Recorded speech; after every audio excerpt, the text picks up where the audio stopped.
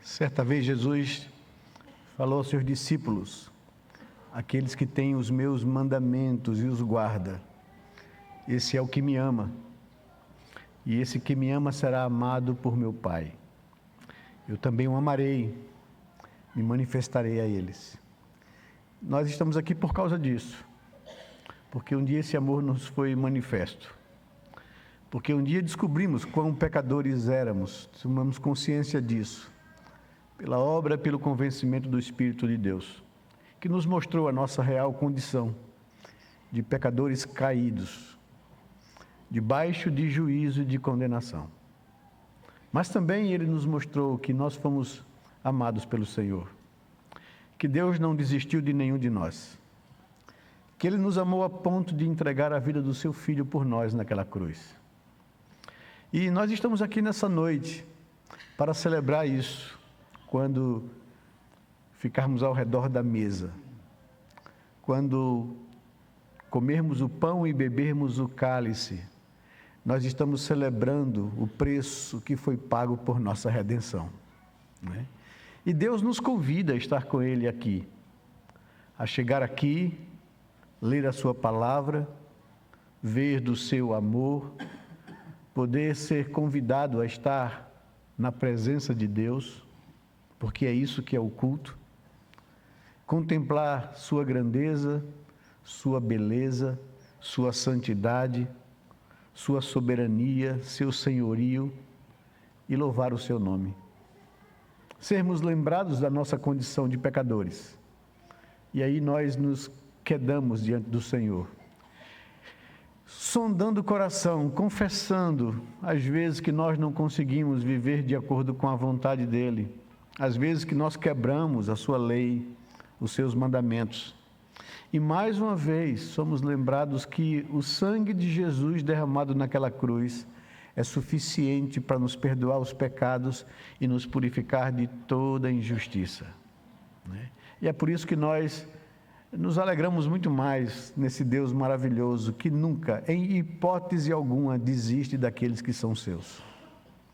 E por isso nós cantamos louvores, nós abrimos a nossa alma, a nossa boca, louvamos esse Deus maravilhoso que nos amou, que nos ama, que nos amará, que começou a boa obra em nós e há de completá-la até o dia de Cristo Jesus. Essa é a nossa esperança, é a nossa expectativa, né? Hoje celebramos o dia do Senhor, que nos aponta para aquele glorioso dia quando o Senhor voltar para buscar a sua igreja, né?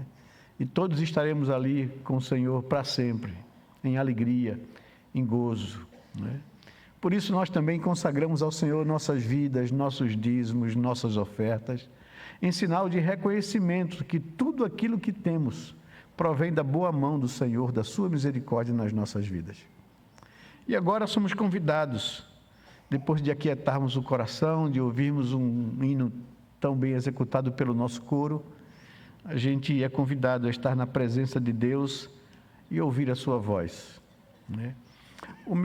Minha oração e desejo é: Senhor, não permita que a minha limitação humana e até mesmo as minhas falhas e pecados possam de alguma forma interromper do Senhor falar ao teu povo. Manifesta a tua graça, fala ao nosso coração por tua palavra, tenha compaixão de nós. E eu queria convidá-los a que a gente possa orar ao Senhor, buscar o Senhor, clamando a Deus por esse momento, para que Ele possa usar de graça e misericórdia com as nossas vidas. Feche os seus olhos, coloque-se diante de Deus, busque o Senhor mais uma vez em oração nesse momento agora. Pai, é tão bom poder estar em Tua presença junto com o Teu povo. É tão bom saber que o Senhor está aqui e nos convida de forma graciosa a experimentar dessa presença santa do Senhor. É tão bom saber que o Deus do universo, todo-poderoso, justo juiz, santo, acolhe pecadores como nós. É muito bom saber que o Teu Filho Jesus, o nosso Redentor amado, deu a sua vida para que pudéssemos ter vida contigo. É muito bom poder cantar os Teus louvores e sentir esse ambiente tomado pelo Teu Espírito, nos conduzindo a uma adoração perfeita, uma adoração que, como perfume exalado aqui desse lugar, enche as tuas narinas de alegria e satisfação pelo teu povo. Oh, meu Deus, em nome de Jesus, nós nos colocamos na tua presença agora, clamando ao Senhor, queremos ouvir a tua voz, Senhor. Fala, cala ao nosso coração com a tua palavra. Transforma-nos, consola-nos, edifica-nos, ó Senhor Deus. Faz com que possamos crescer na graça e no conhecimento do Senhor. E nesse momento que nós, como igreja, nos achegamos a Ti, nós colocamos diante do Senhor a vida de alguns amados irmãos que estão sofrendo no leito, pedindo para que o Senhor possa dar a eles o Teu conforto, o Teu consolo, a Tua graça, a Tua cura, a recuperação. Lembramos de Sérgio Reynô, Senhor Deus, que o Senhor possa ser com ele e com a sua família, restaurando-lhe a saúde. Lembramos de Mari Gueiros, que o Senhor possa dar a ela graça e força, Senhor Deus, recuperando a sua saúde. Lembramos do nosso irmão Wilson, que o Senhor traga consolação ao seu coração pela perda da sua amada Vivi. Que o Senhor possa consolar aqueles que sofrem, meu Deus, que estão passando por alguma dificuldade, enfermidade, aflição. Traz consolo ao coração, que o fardo de Cristo que é leve possa ser colocado sobre esses amados e que o Senhor tome o fardo pesado deles. Que o Senhor traga ao nosso coração alento, consolo, paz. Abençoa aqueles aniversariantes dessa semana, que o coração deles possam ser inundados de alegria, de gratidão pelo maravilhoso dom da vida, e que eles possam com suas vidas exalar o bom perfume de Cristo Jesus. Abençoa os casais que completam mais um ano de aniversário de casamento, renovando o amor, renovando a consciência de que eles existem como família para glorificar o Teu nome. E nesse momento agora, Senhor, pedimos, fale ao nosso coração, manifesta a Tua graça, abre os olhos do nosso entendimento e cala essa palavra em nós, ó Senhor Deus. É o que nós Te pedimos em nome e no amor de Jesus. Amém, Pai amado. Amém. Amados, vamos abrir a palavra de Deus na carta de Paulo aos Efésios, capítulo 5.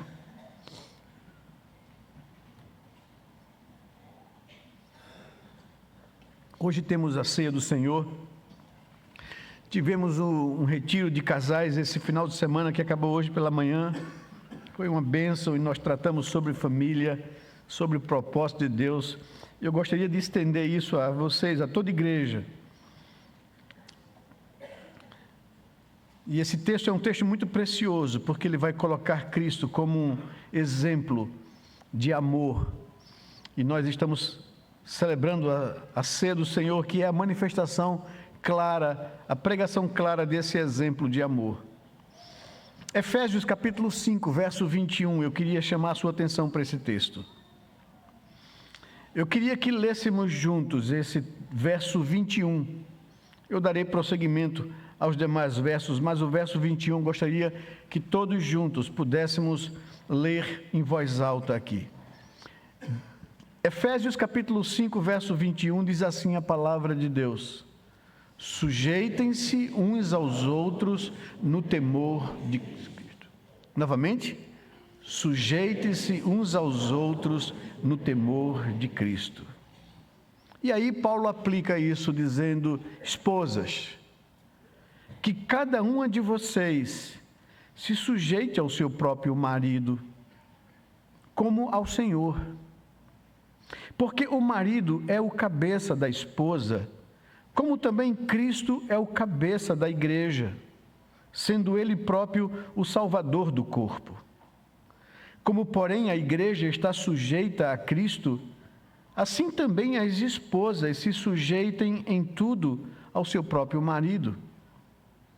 Maridos, que cada um de vocês ame a sua esposa, como também Cristo amou a igreja e se entregou por ela, para que a santificasse, tendo-a purificado por meio da lavagem de água pela palavra, para apresentar a si mesmo como igreja gloriosa, sem mancha, nem ruga, nem coisa semelhante, porém santa e sem defeito.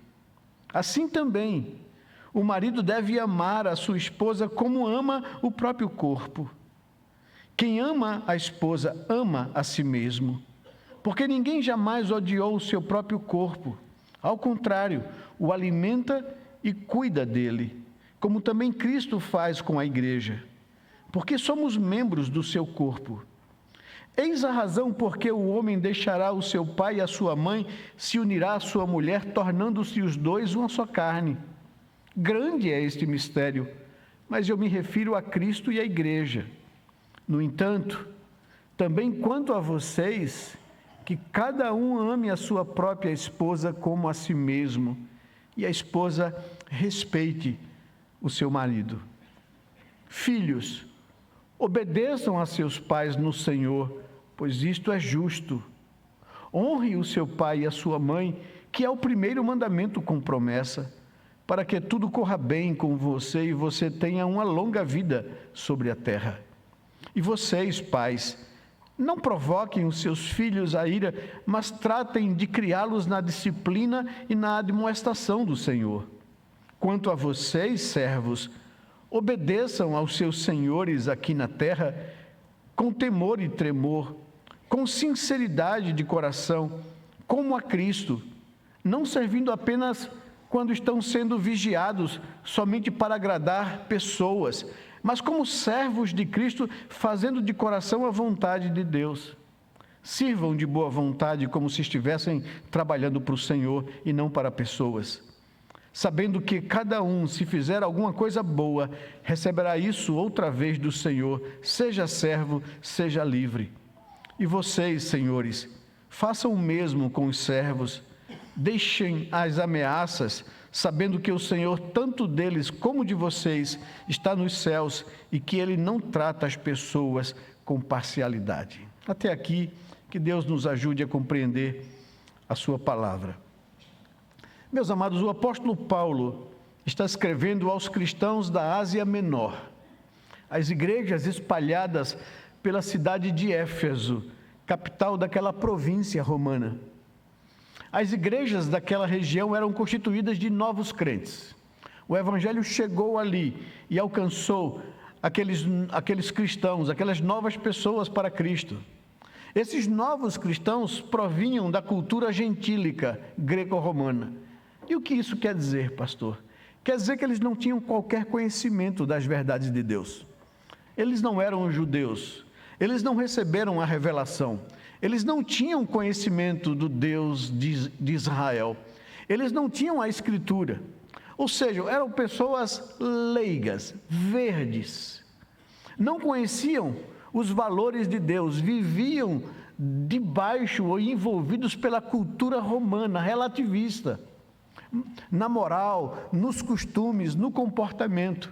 E agora, essas famílias cristãs precisavam receber orientação de como Deus queria que eles vivessem em família, para constituir um ambiente de um lar cristão. Então Paulo se preocupa e escreve então essa carta. No trecho que nós lemos, o apóstolo está aplicando aos crentes o 5º mandamento, que trata de como Deus, em sua sabedoria, instituiu o princípio de autoridade para o bem e o bom funcionamento da sociedade humana. A família, o lar, é o lugar onde se aprende a lidar com esse princípio de autoridade. O 5º mandamento diz: honra a teu pai e a tua mãe. E nós temos exposto para vocês a lei de Deus. E já passamos por esse mandamento. E aprendemos aqui que esse mandamento não se restringe ou não se resume apenas à relação de pai e mãe na família, mas ao princípio de autoridade que Deus estabeleceu, tanto na família, quanto na igreja, quanto no Estado. Esses são pais espirituais, são pessoas responsáveis por lidar com a sociedade, por organizar a sociedade. E como eu falei, na família, no lar, é o lugar onde se aprende a colocar em prática esse princípio. Se eu tive uma família bem ajustada, funcional, eu não vou ter problema nas minhas relações sociais. Não vou ter problema com o professor na escola, não vou ter problema com o patrão no trabalho, não vou ter problema com os líderes da igreja, não vou ter problema com a autoridade, porque aprendi a lidar com a autoridade no meu lar, na minha casa. E aqui o apóstolo Paulo está ajudando aqueles novos crentes a aplicarem o princípio do 5º mandamento na vida familiar, na relação familiar. A esposa em relação à autoridade do marido, os filhos em relação à autoridade dos pais e os empregados em relação à autoridade dos patrões. E o apóstolo Paulo sai aplicando e instruindo como cada um deles deveriam lidar com esse princípio de autoridade constituída ali no 5º mandamento. No texto de Éfeso, capítulo 5, verso 21, que nós lemos juntos, o apóstolo estabelece a regra áurea do convívio e do relacionamento saudável entre pessoas nas mais diversas situações e condições da vida. E o princípio é esse: sujeitem-se uns aos outros no temor de Cristo. Então, em qualquer relação humana, quer você esteja debaixo de autoridade, quer você tenha autoridade, o princípio mor é esse: sujeitai-vos uns aos outros. Marido, ame a sua esposa, sirva a ela, sujeite-se a ela. Pais, não provoquem os seus filhos a ira, usando mal a sua autoridade, sirvam os seus filhos como instrumentos de graça. Patrões, não tratem os seus servos com ameaça, mas sirvam a ele como exemplo de como se deve exercer a autoridade sem humilhar ninguém. Sujeitem-se uns aos outros, coloquem-se na condição de sujeição. Esse é o princípio mor da vida cristã: considerar o outro superior a si mesmo.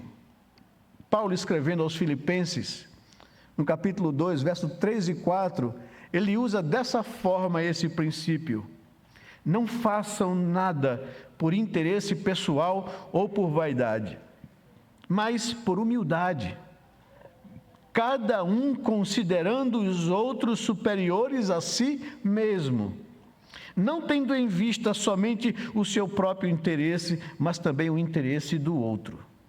Esse é o princípio do cristianismo. Isso é muito desafiador. Nós vivemos na perspectiva de que a nossa vida tem sentido quando ela está a serviço do outro. Quando a gente prefere o outro a nós mesmos. É isso que Deus fez em Cristo Jesus. É isso que Jesus fez naquela cruz.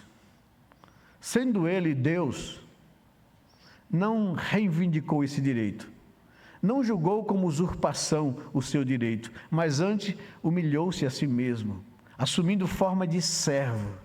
E encontrado em figura humana, ele foi obediente ao Pai até a morte, e morte de cruz.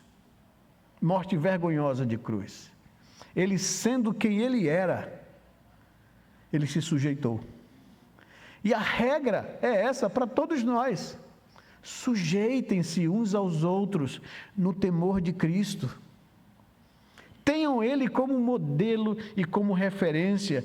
Nada façais por partidarismo ou por vanglória, mas por humildade, considerando cada um o outro superior a si mesmo, tendo em vista não os seus próprios interesses, mas o interesse do outro. Esse é o desafio para se ter uma vida cristã coerente. Esse exercício começa em casa. É isso que Paulo está aqui ensinando aqueles novos cristãos ali na Ásia Menor.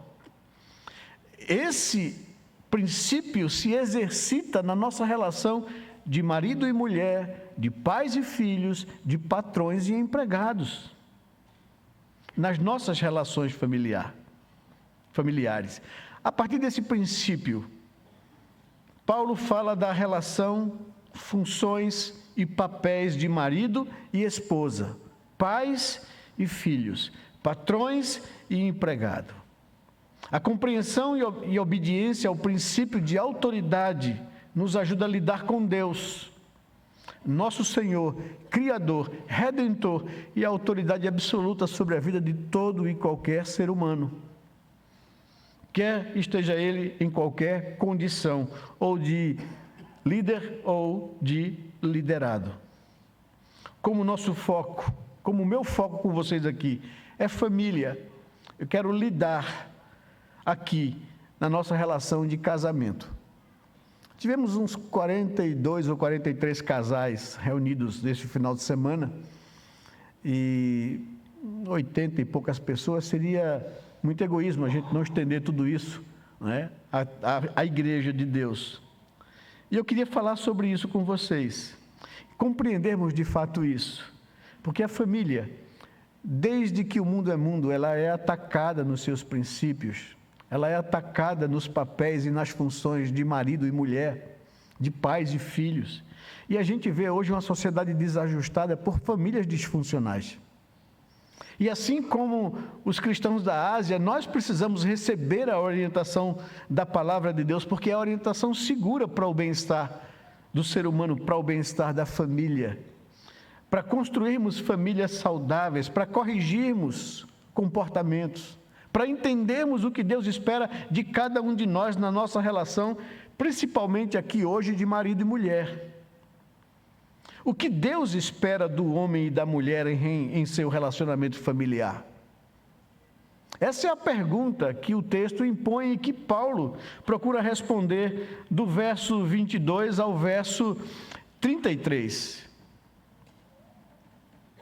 Primeiramente, Paulo foca a conduta que Deus espera da esposa em relação à autoridade conferida ao marido. O texto em apreço orienta as esposas em como elas deveriam lidar com esse princípio de autoridade e liderança na relação de casamento.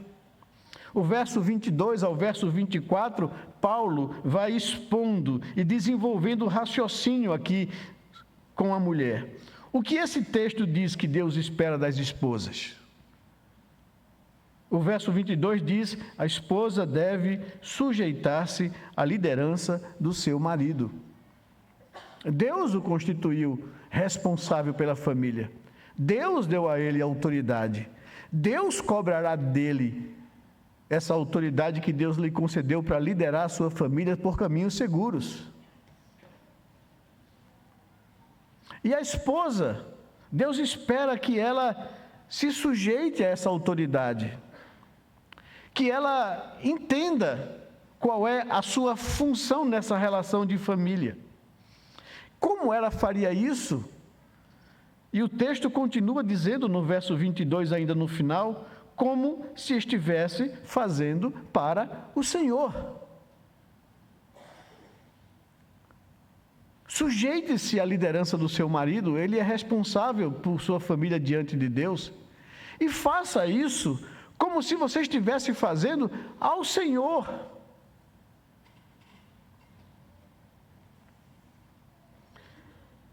O verso 24 diz como a igreja está sujeita a Cristo, assim também, da mesma forma, a esposa se sujeite em tudo ao seu próprio marido. Por favor, eu sei que nós vivemos numa sociedade onde o que eu estou dizendo soa absurdo, mas por favor, olhe a orientação da palavra de Deus, olhe a orientação de que o autor sagrado, o Espírito Santo, está usando o autor humano, o apóstolo Paulo, para orientar novos cristãos que vinham de um mundo como nós vimos.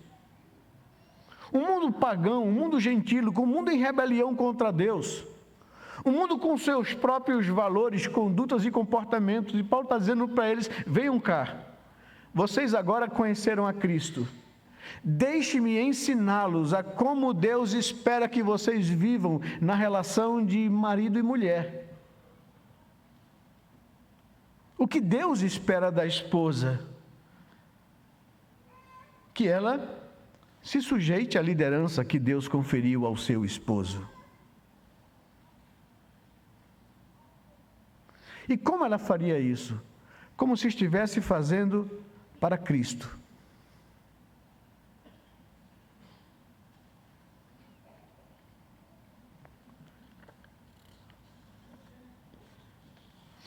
Por que ela deveria fazer isso, pastor? Por que ela deveria fazer isto, Paulo?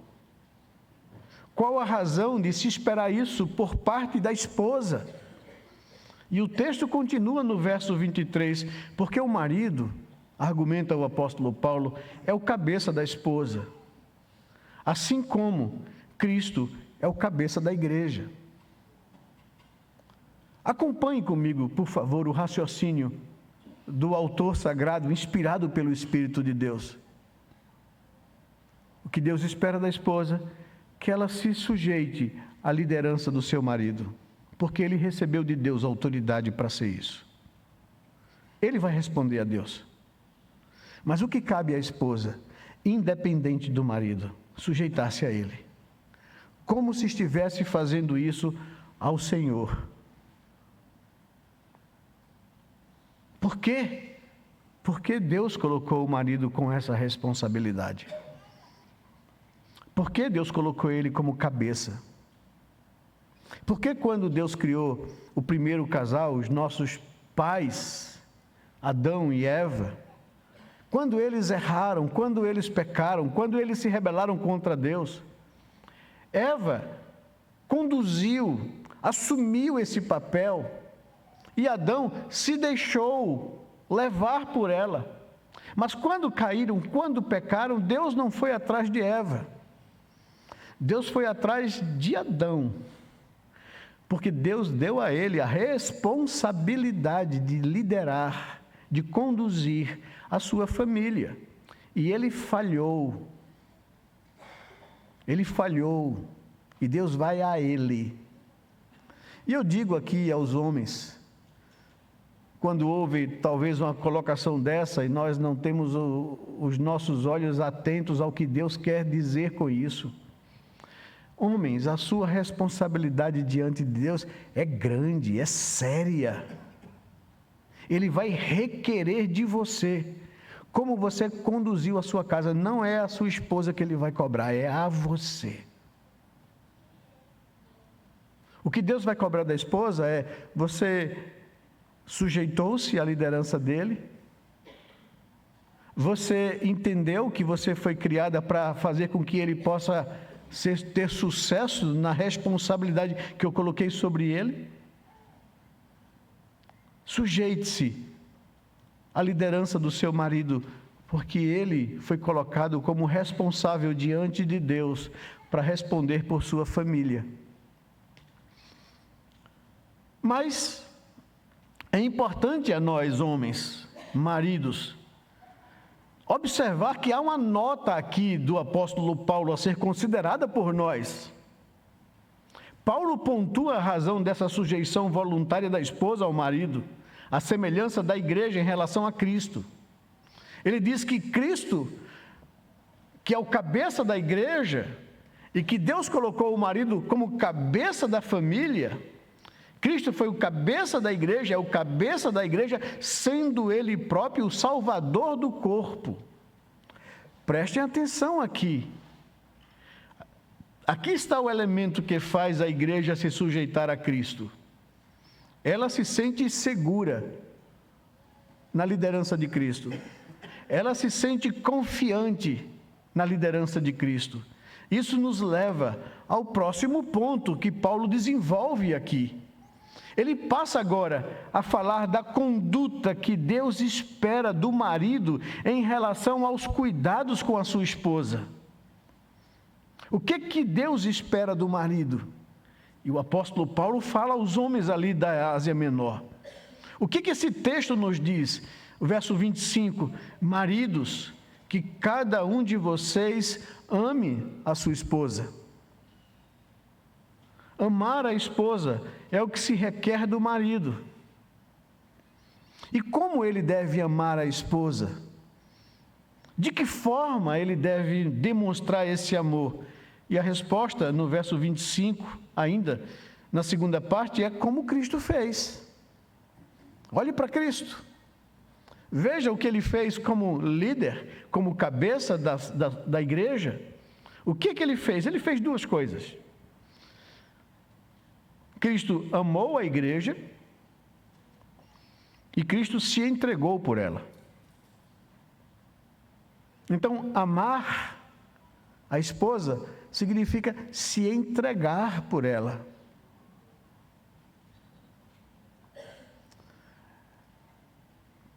Marido, o que Deus espera de você é que você ame a sua esposa. Ou seja, não a maltrate, não a desonre, não a humilhe. Pois Cristo não maltrata a igreja, não desonra a igreja, não humilha a igreja. Ao contrário, Ele a ama e Ele se entregou por ela, deu a sua vida por ela. Entende como é fácil para a igreja confiar em Cristo? Se sentir segura nas mãos e nos braços dEle? Porque Ele deu a vida dEle por ela, a igreja. Então, marido, a sua referência de amor, a sua referência de autoridade, a sua referência de liderança, a sua referência de cabeça é Cristo. Você tem que fazer como Cristo. Você tem que olhar para Cristo e dizer: como é que eu tenho que amar a minha esposa? Como Cristo amou a igreja. Ele se entregou por ela. Então, essa autoridade que os maridos receberam, não é para mandar, não é para bater na mesa, não é para impor a sua vontade sobre a vontade da esposa, é para se entregar por ela, se sacrificar por ela. Isso nos leva a uma outra questão: como foi esse amor? Como foi essa entrega? Ele deu a sua vida pela igreja. Ele amou a esse ponto. Ele se deu em sacrifício por ela. É por isso que eu quis trazer essa mensagem, porque nós vamos celebrar a ceia do Senhor daqui a pouco. E o que é a celebração da ceia do Senhor? É a celebração do preço de amor que foi pago pelo nosso resgate. Ele se sacrificou por nós, como cabeça da igreja, como noivo da igreja. Ele a resgatou, Ele deu a sua vida por ela. Maridos, amem a sua esposa, como Cristo amou a igreja e a si mesmo se entregou por ela. Por que o marido deveria fazer isso? Qual a razão de se esperar isso por parte dele? E o texto continua: Cristo se entregou por ela, se sacrificou por ela para que a santificasse, diz o verso 26, para purificá-la por meio de água, pela palavra de Deus. O objetivo do marido crente é santificar e purificar a sua esposa. Isso aponta para a função dele como sacerdote da sua casa, como pastor da sua família, como aquele que deve pastorear a alma de sua esposa, como aquele que vai responder a Deus por aqueles que Deus lhes confiou, a sua esposa e filhos. Essa é a nossa responsabilidade, essa é a nossa função. É isso que Paulo está ensinando aqueles novos cristãos: entendam o projeto de Deus quando criou homem e mulher e os uniu na relação de família. A família é a matéria-prima de uma sociedade. Se você tem uma família ajustada, você tem uma igreja ajustada. Se você tem uma igreja ajustada, você tem uma sociedade ajustada. E eu preciso entender o que é que Deus espera, requer de mim como marido. Amar, me entregar, com o fim de santificar a minha casa, a vida da minha esposa, a fim de purificá-la pela palavra, ministrando a palavra. Eu digo que todo todo marido é um sacerdote, todo marido é um pastor. Ele tem a sua família como a sua igreja. Ele tem a sua família como seu rebanho. E Deus vai requerer isso das mãos dele. Assim como Deus vai requerer as ovelhas que foram confiadas ao ministério pastoral, Deus vai requerer isso dos pastores. Vai requerer dos maridos, de como ele cuidou da sua casa, pastoreou o coração da sua família. E não se sinta muito arrogante porque você foi constituído por Deus com autoridade de cabeça.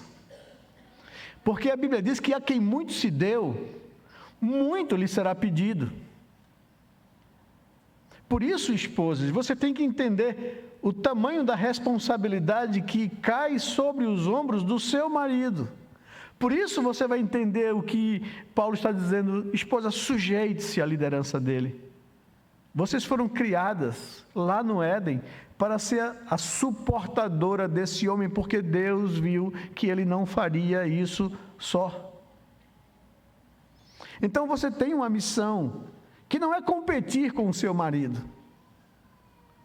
A sua missão é ajudá-lo a que ele possa responder bem a Deus, para que ele possa fazer com excelência aquilo que Deus o chamou a fazer. Vocês são um time e não 2 competidores, lutando para ver quem prevalece sobre o outro. A palavra de Deus espera do seu marido que ele a ame, que ele cuide, que ele honre, que ele pastoreie. Ajude isso, né? O apóstolo Paulo, o escritor de Hebreus, falando da responsabilidade dos pastores, ele diz que a igreja deveria ouvir a voz dos seus pais espirituais, de quem Deus colocou sobre a vida deles. Sujeitem-se à liderança deles para que eles façam a obra com alegria e não gemendo, né? Esse mesmo princípio se aplica à família. Esposa, sujeite-se à liderança do seu marido, para que ele possa pastorear a sua casa com alegria e não gemendo. O princípio se aplica aqui por causa do sacerdócio e da responsabilidade. E ele deve amar a esposa e se entregar por ela, porque ele carrega essa responsabilidade da imagem e semelhança de Deus nele. E Deus colocou sobre ele a responsabilidade de governar sobre a criação. Mas Deus viu que ele não faria isso bem sozinho, por isso ele criou a mulher com uma outra função, com uma outra missão de dar a ele ajuda, suporte, apoio, incentivo. E todas as vezes que a Bíblia fala dessa questão de sujeição ou submissão, ela não está falando de que você vai ficar numa condição de inferior. Não é isso que a Bíblia fala. A Bíblia fala que Deus te criou com uma missão, que é de dar suporte à missão dele, que dar apoio à missão dele. Por isso o prefixo submissão.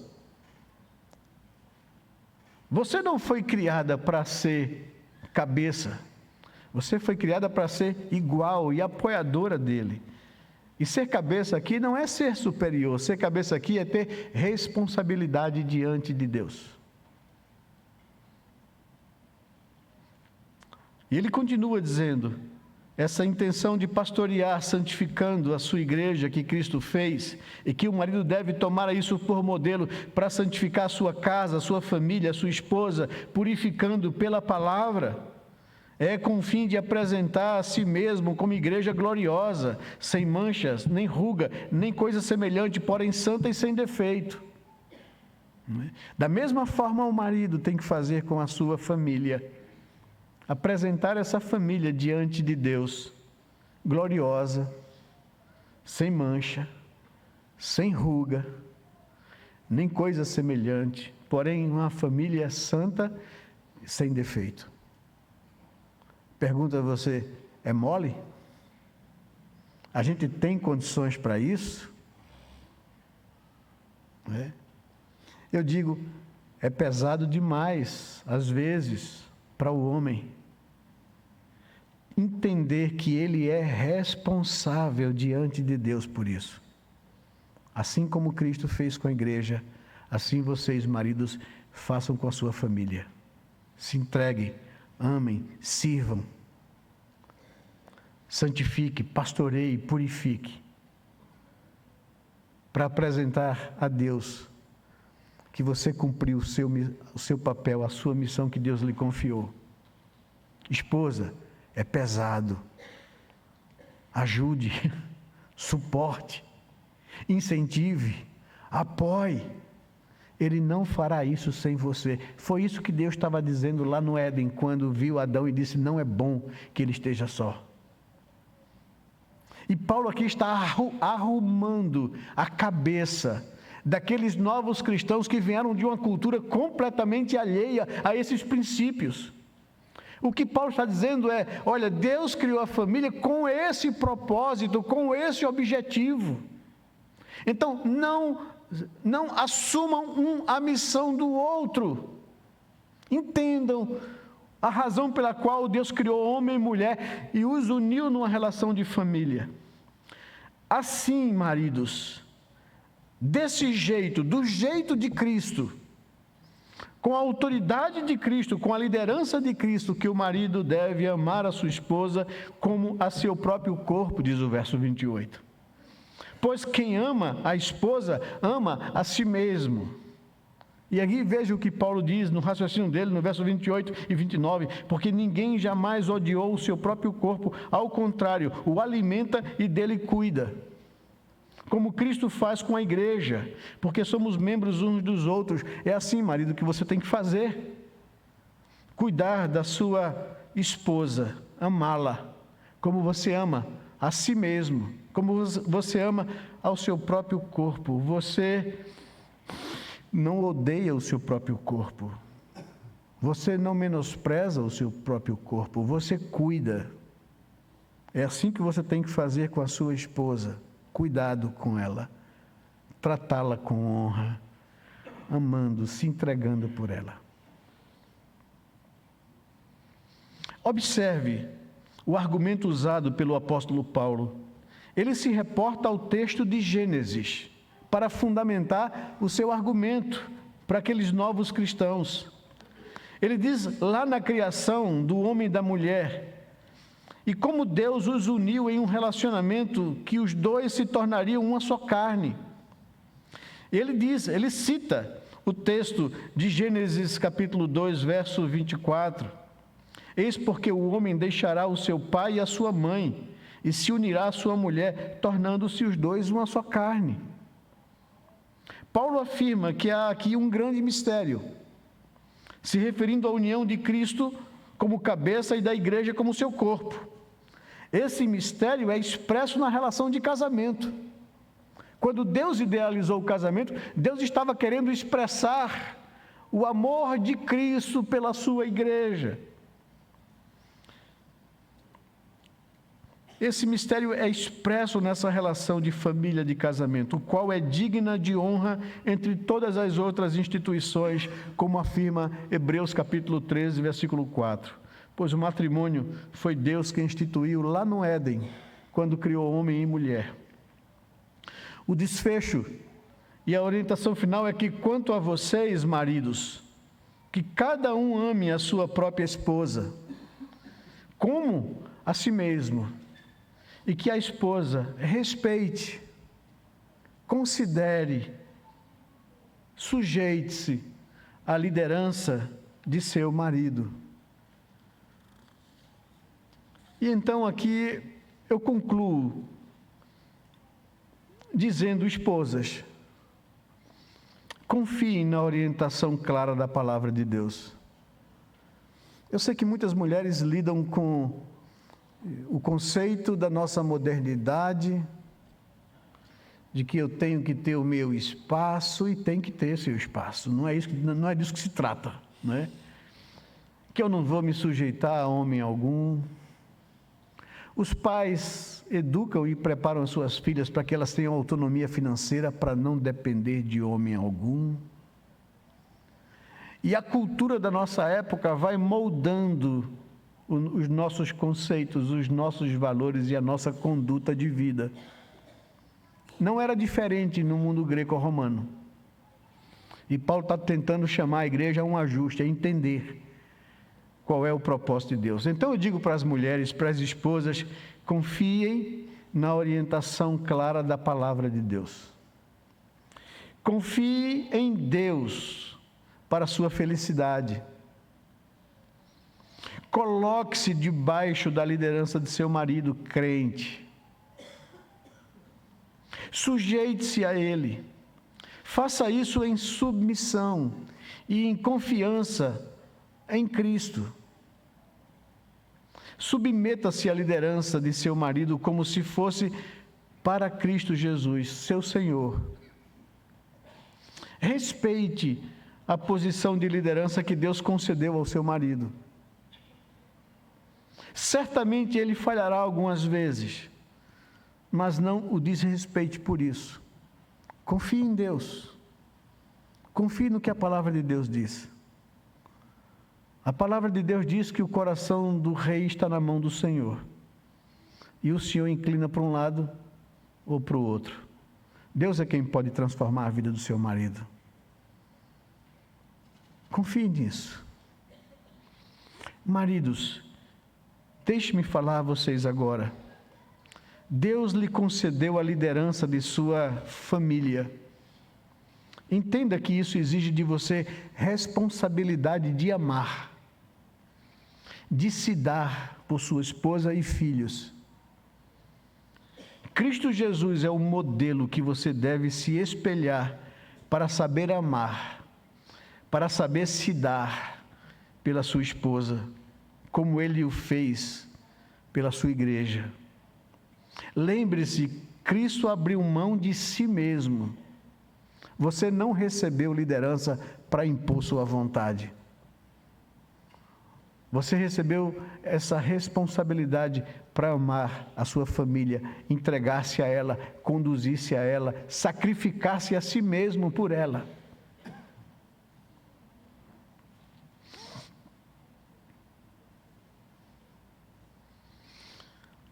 Cristo abriu mão de si mesmo.